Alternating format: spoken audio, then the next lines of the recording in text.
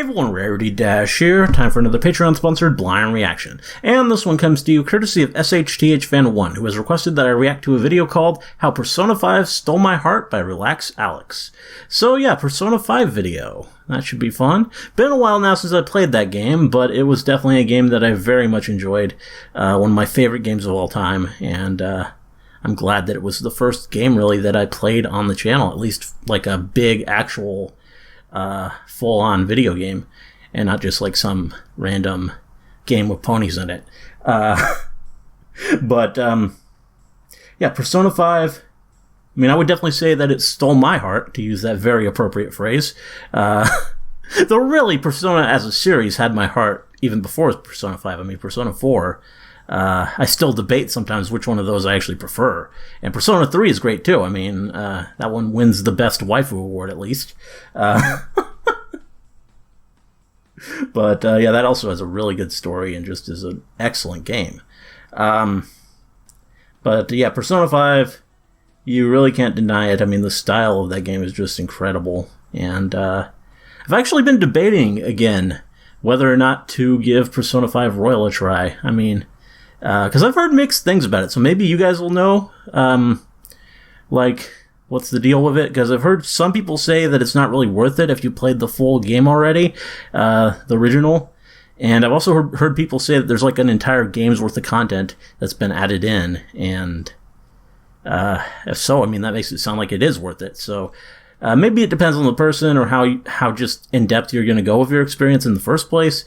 But, I mean, if you recall, I played the first game and did, like, just about everything there was to do, for the most part. I mean, maybe I don't think... I didn't, like, max level and get all the personas and stuff like that. I mean, I guess there is stuff if you go that far with it. But, otherwise, I was pretty thorough. And I guess I missed one... was it one confidant? I don't know. But I went pretty far and... did most of the things, and in that situation, would you say that Royal is worth it as an experience? Let me know. Anyway, that's beside the point. Let's get into this video. Here we go. Oh, okay. It just delay. But here it is. RelaxAlex.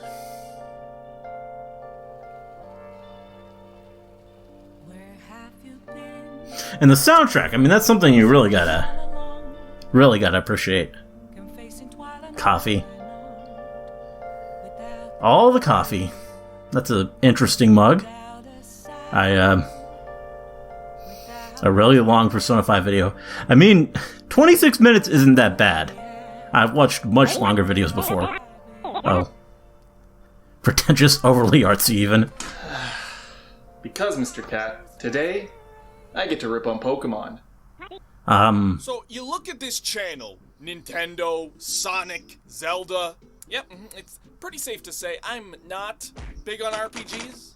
Japan, where even is that place? I'm typically more accepting of different game genres, but... RPGs.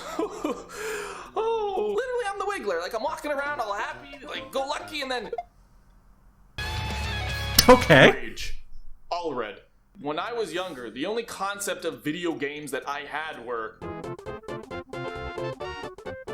So this, like, I was just a half-chub boy living in this top-down world. Pokemon's an RPG. How do I move? How do I jump? At that age, literally everyone was obsessed with Poke Fever. Meanwhile, I was healthy as a horsey. Healthy as a horsey. So we didn't even get into Pokemon. That's healthy as a horsey. And you know what? I've played Pokemon Blue, Fire Red, Black and White, X, Gold... I got every Chaos Emerald over here! Give you a better reference of all RPGs, these are the only ones I finished. And we count Undertale so this doesn't look as bad. It's taken me literally years to understand why I don't like these games so much, but I finally figured it out. I finally know why I can't sit down and play these games. But I think I can summarize the problems here. 1. Battles are exhaustive and repetitive. The long and short is, I feel exhausted when battling. They're pretty quick in Pokemon, I'd say. It just feels like you walk a little, stop, fight a thing, you walk a little more, stop again, get killed by a plant, and have to do the whole thing again.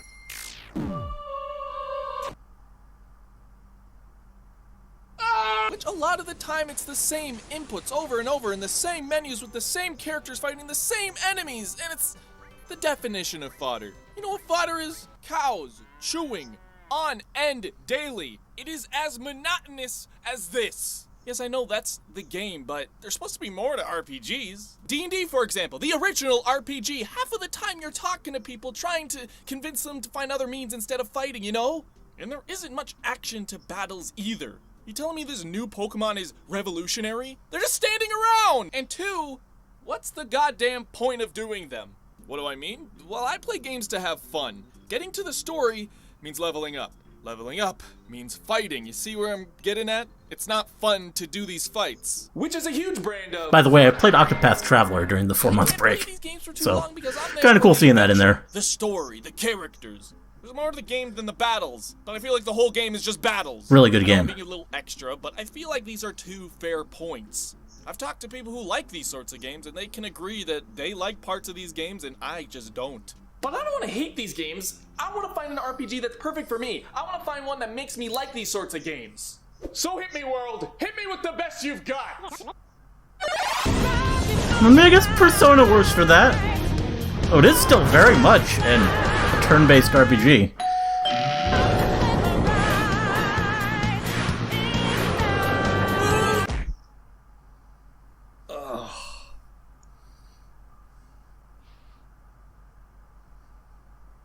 Why couldn't you just make it appear, Cat? Like, did that have to happen?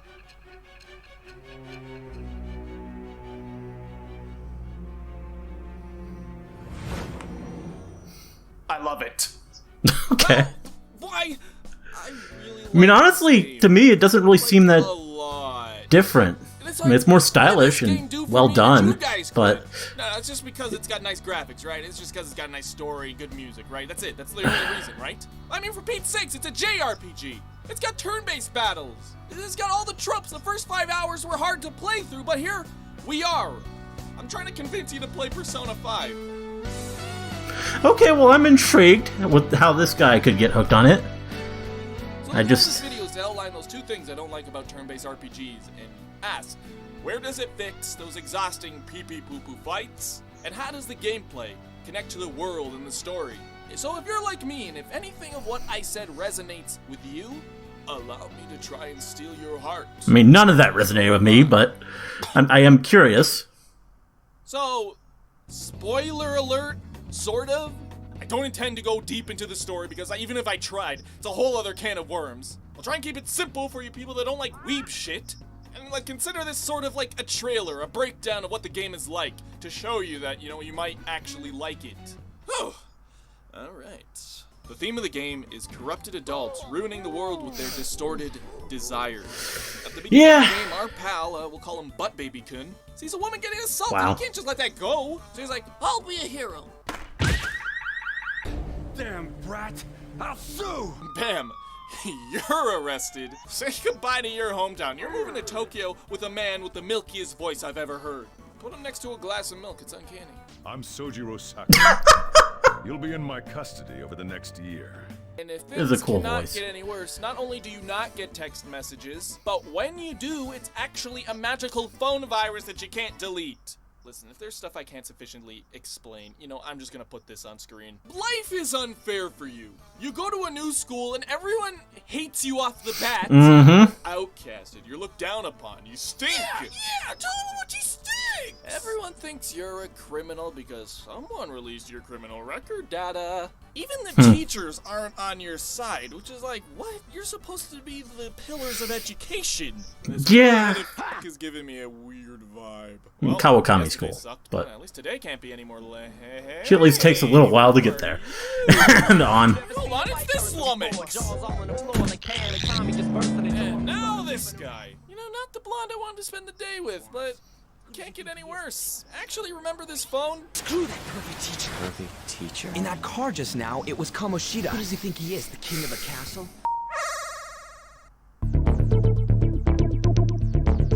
Who does he think he is, the king of a castle? Oh, okay. Don't worry, I will explain this with very good visual aid. This phone accesses the cognitive world of psychopaths with distorted desires. This guy sees himself internally as the king of the school and treats all of the students and teachers like peasants. Remember this girl? He oppresses her, and not only her, but the whole volleyball team. Thank you so much for playing my game. Okay, super general, but this underlines the core of the story that gives way to the best distribution of gameplay I've ever seen. After a bit of explaining, you realize you have the power to go into the cognition of criminals. These places are called palaces, distorted perceptions of what the real world is to them. With the help of your reject friends, you battle through twisted cognitions, fight shadows, level up, all with the goal of finding the treasures deep within the sanction of these people's desires. And there's a talking cat! Yeah. For story reasons, the cognitive world is like the underside of the real world. But what's there is a representation of the real deal. In the real world, you go to school, study, and sleep. But here, whatever rebellious spirit you have will manifest around you in the form of a JoJo. And using these personas, you go fight that stupid, curly-headed f*** of a gym teacher. That stupid, perverted, ass-licking infection of a man-child. He is pretty awful. Only meant to regress and poison all of those around him as a stupid, piece of shit, asshole, cock-sucking bitch! Hello? Is this Domino's? Do you guys still have that medium pizza promotional deal? Oh, relax. I didn't know we were doing this today. I was totally not binge watching Breaking Bad. Always a good idea. Been watching Breaking Bad. Bingo. Was that, what do I say?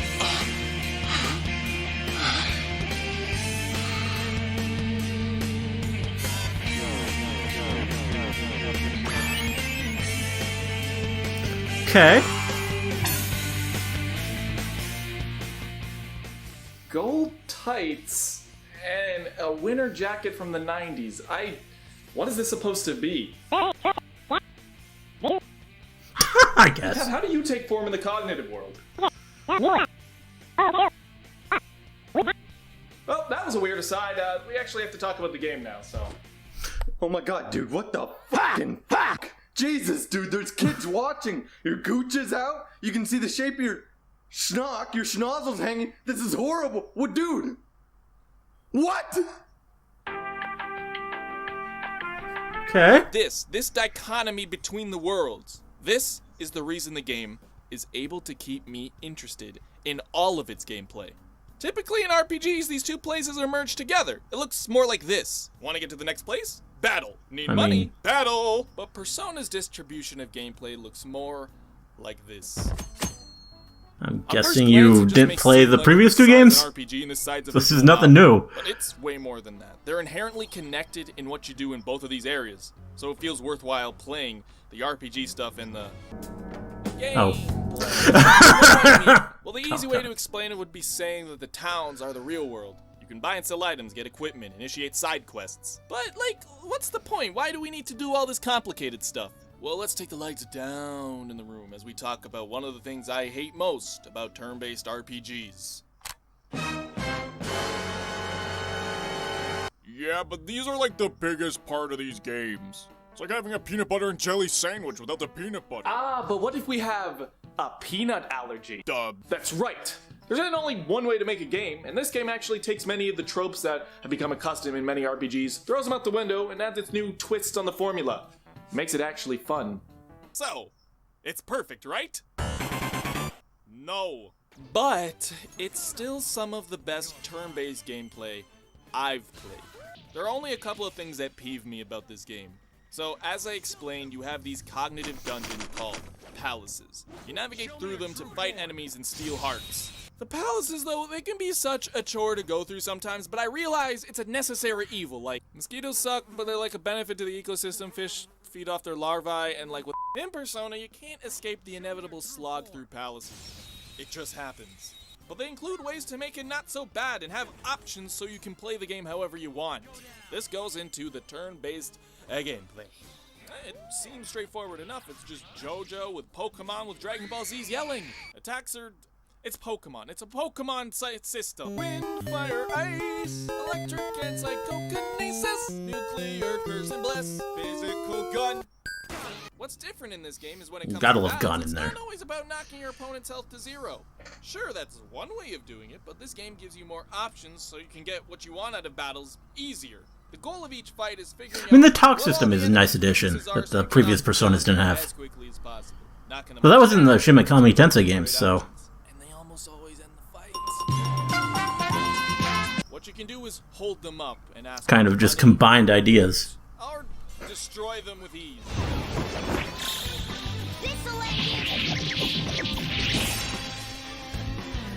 See this? This is amazing. But It really like is. I'm driving on the 401 and think I've gotten out of traffic. There's fucking more. There's also something very cool with this game too that helps it stay fresh. So when you're back in this hostage situation and you're equal to or higher level than the enemy you're fighting, you can be like, "You want to go to Chick-fil-A?" So happy together. It's way better than Pokemon and their goddamn cocoons. Personas!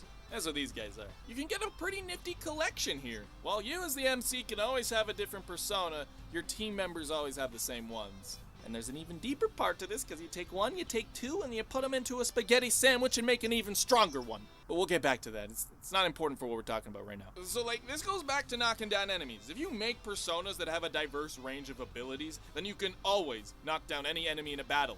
See what they did there? They gave you this, so in the battle, you just battle, so you don't have to battle anymore. Okay, let's zoom out a little bit. So battles are within these fellas. Hey. And these shadows are all over palaces. Except these are more like hospital hallways. They're divided by safe rooms, which allow you to warp and save in them. Sort of like the checkpoints in Shadow the Hedgehog.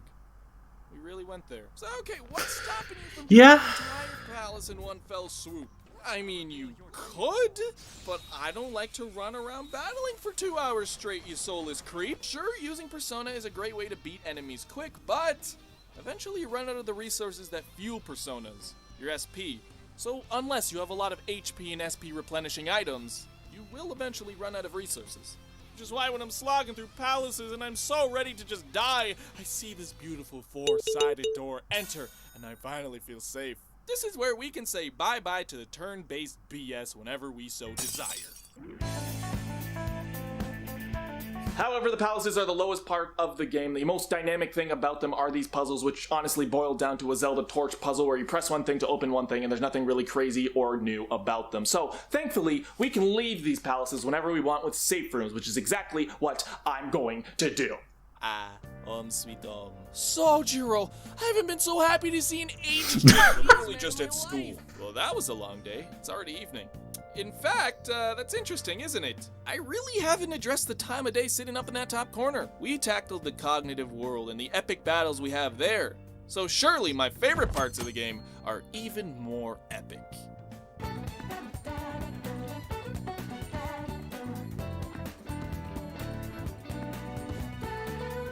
So, let's go back to this diagram. Instead of the game just being like, just do it whenever you're leveled up or whatever, if you're not tough shit. No, the game gives you a fixed amount of days to go through the palaces and complete it. Meanwhile, your cute schoolboy days are split down to the T. Morning, school, lunch, after school, evening, good night. Ravioli. However, during these times, you'll notice you can partake in different activities all across Tokyo. Who's the mysterious doctor? What's the deal with this bar owner? Who is this beautiful woman? So eventually you'll figure out, hey, if I have to work a shift at the job, there goes my evening. I have no time to, shop, take a shit. Also, when you come out of a palace, after all that running and hitting horses right in the jaw, you're too tired to do anything else, and you go plop yourself right in bed. This game speaks to me. And there are so many things to do. I mean, you can hang out with friends, get a job, go and study, go and eat. There is just an abundance of things to do, and it feels like there's not enough time to do it. But this kind of raises the question. We can do all of these things, that's great, but why? How does this relate to? On a basic level, activities taken in the real world have an impact on what happens to you in the turn-based gameplay or the palaces. There's basic stuff like going to buy equipment or medicine that somehow heals against fireballs. Ah, Doc, what did you put me on? But there are two larger activities you partake in the real world that are a huge factor in enjoying Persona 5. Not just for improving the RPG gameplay, but also makes you feel good on the inside. These would be your social stats and confidence. You don't know how happy I am that we've reached this point. The audio-visual gags, the stupid transformation sequence, the take way too long After Effects compositions. All of this was to bring up the mechanics that make the turn-based battles and the story mixed together in a way that makes grinding fun. And I can tell you a few things about grinding. Did you see the tights?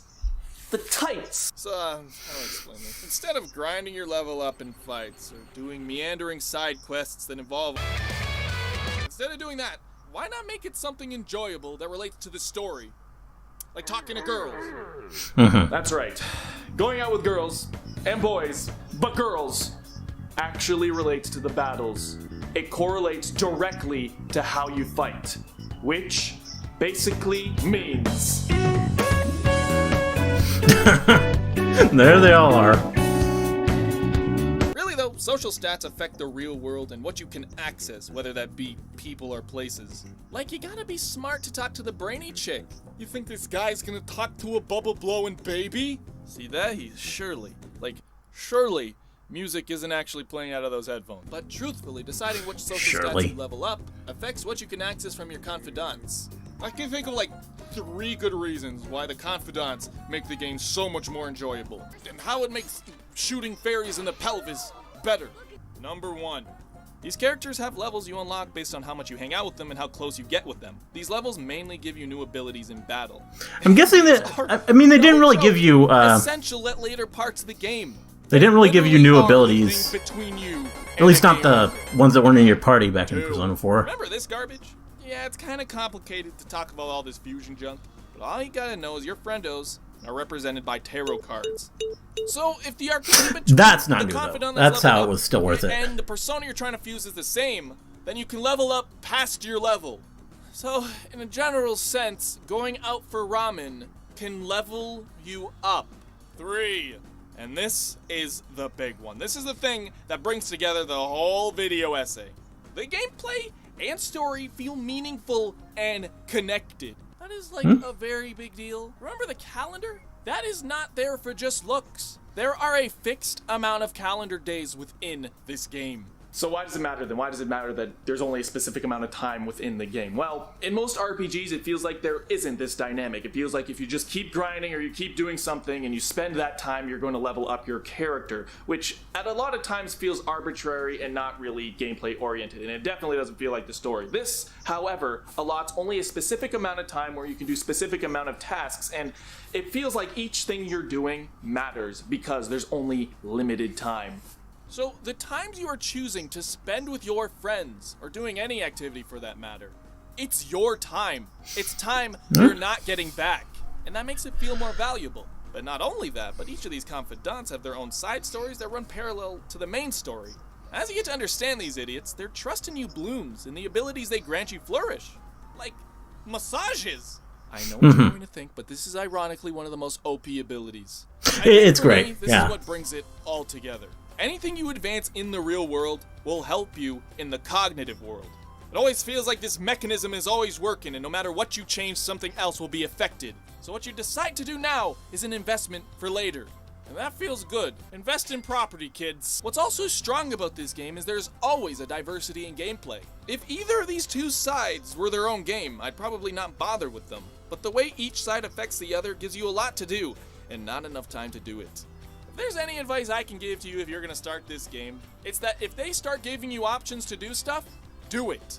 You got time to buy a VCR, you go buy that VCR. You go buy that book, you might be able to read it on the subway. You see that plant needs nutrients, you feed the shit out of that plant. Yeah, gotta feed that plant. So lost in micromanaging your time so you're able to rank up your confidants and your social rankings to get to their stories as well as gaining new abilities in battle. Alternatively, you're busting your ass to beat the palaces and change the exterior world so you gain access to new confidants and new people in your life. Now, if you're someone like me, not like visually, obviously, you don't. But if you're someone like me that doesn't really like RPGs because of the long, exhaustive battles and feeling like you really don't want to be there, even if they have good mechanics, it doesn't always feel like you have to battle in order to progress the story. You have options in what you want to do when you're playing the game, and that, at least to me, provides a very much needed feature that I don't get from any other RPGs. I know this all may seem like a lot to someone who has no clue what this game is about, and I would think so too if you told me this out of the blue. But what I'm attempting to explain, the key word here is attempting, is that Persona 5 streamlines many of the dated RPG mechanics so it's available to new types of audiences. I believe at its core it's because it gives you options that feel meaningful. It's all about the choices and consequences. All in all, grinding in RPGs has always felt grindy to me. It's turned me away time and time again because I always was pulled out of the story. But this feels like I have agency. Like my choices affect those characters, their lives, and mine as well. Where when I decide to help them, they feel closer to me and protect me in battle. Where we talk more, we feel closer and get stronger together. Not just that dumb anime trope. All in all, grinding isn't a numbers game here. Instead, it's about the friendships you made along the way. And it actually feels like it. So that's Persona 5, a game that I really didn't think I would enjoy, but here I am, wearing a stupid costume to try and convince you to play it. Now, I didn't really talk about the spoilers because I didn't really want to get into them for people who haven't played the game, so we're gonna have a little spoiler rant here because I love this game, okay? Okay. Questions: Makoto is best girl, Yusuke is best boy, Sojiro is best dad. Naruto's 1 and 2 are I mean, that's all fair. Stronger. 5, holy shit, when does this end? The last 3, mwah, mwah, mwah.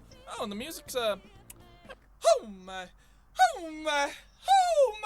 god! A river in a dry land. It's pretty great. The lessons in a lost hand. When the hope of new beginnings burned our feet. Now we need it.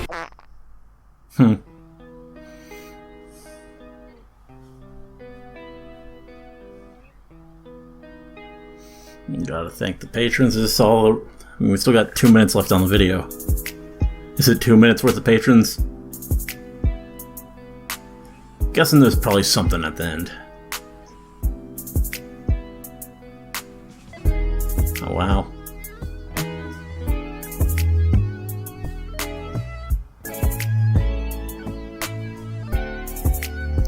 $5 support.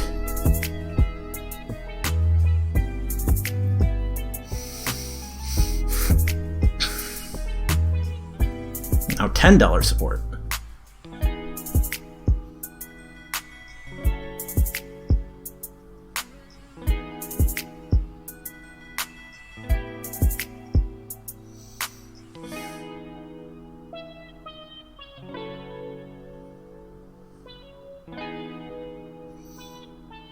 Okay.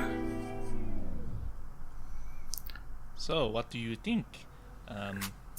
Yeah, there's no song, but instead this is going to be the end card now. I've been working on this with Kato or Katoro, if you know him from the Patreon server, and Master Sword Remix, both very talented people that I got to commission and collaborate on this, and we made something really nice, and it's going to be the credits for every video. I want this to be a show. This is a new stage of the show, and I hope that you see that now. So no song. I'm sorry for everyone who's anticipating it. I'm sorry if you feel cheated.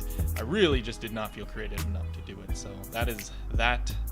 150 hours later, here's my Persona video. Didn't think this year I would be doing a video on I guess it's playing the game. Here we are. Love this game, and I hope you It shouldn't take that long to edit a video, but laying down. I'm going to go lay down because I'm tired of shit. Take it easy. It's a long game, though.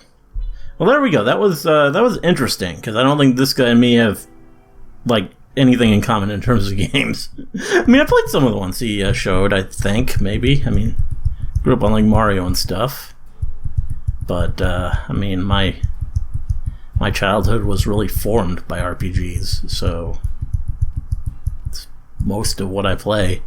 And that considered, Persona 5 doesn't really feel that revolutionary to me. I mean, especially considering Persona 4 did most of the stuff he talked about already. Though I guess those things that it didn't do were maybe pretty big. I don't know. I mean, the biggest thing, I guess, for the battle system really is the incorporation of the talk option. But as said, that's something that it really borrowed from Shin Megami Tensei. And that's had that, I think, for a while now. Even though I really haven't played all the Shin Megami Tensei games. Actually, I'll be upfront with you guys. I've only played Shin Megami Tensei 4. I know 3 is getting a remake, and 5 is coming out, I think, next year. And those are both possibilities for games that I might look at in the future. I don't know if on the channel 5, maybe. I don't think I'd replay, or I'd play an older game like that. But maybe, if you guys want it. Because I hear that one's really good. But it has a pretty strong reputation, I'd say. Yeah,